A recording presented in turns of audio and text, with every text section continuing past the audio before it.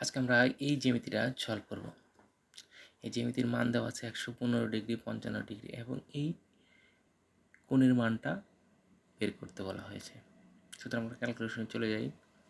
115 degree, 115 একটা সরল রেখার উপরে একটা লম্বর এক সাইডের মান হচ্ছে 115 ডিগ্রি, তাহলে অপর সাইডের মান কত হবে? আমরা জানি সরল রেখার মান হলো 180 ডিগ্রি। সুতরাং 180 থেকে 115 বাদ দিলে যেটা আসবে সেটাই তার মান হবে। 180 মাইনাস 115 মান হবে হচ্ছে 65 ডিগ্রি। সুতরাং এটার মান হবে 65। এই 115 আর 65, তার মানে এই সরলরেখার মান 180 ডিগ্রি মিলে গেল। হ্যাঁ, এখন এটার মানও দেওয়া আছে, এটার মানও দেওয়া আছে, এটার মান লাগবে। ত্রিভুজের 3 কোণের সমষ্টি 180 ডিগ্রি। যেহেতু ত্রিভুজের 3 কোণের সমষ্টি 180 ডিগ্রি, আমরা ক্যালকুলেশনটা করে নিই। এখানে করব। ত্রিভুজের 3 কোণের সমষ্টি 180 ডিগ্রি, তার একটা কোণের মান দেওয়া আছে হচ্ছে 65, আরটার মান দেওয়া আছে 55। তাহলে ইকুয়াল টু কত আসে?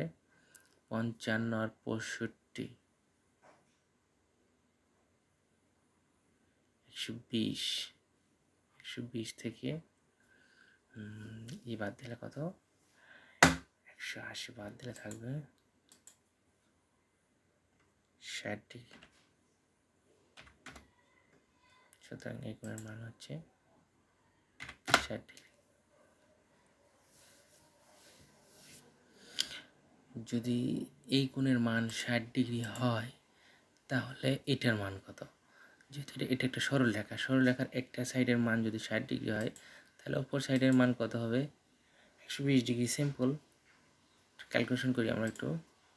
তাহলে 180 মাইনাস 60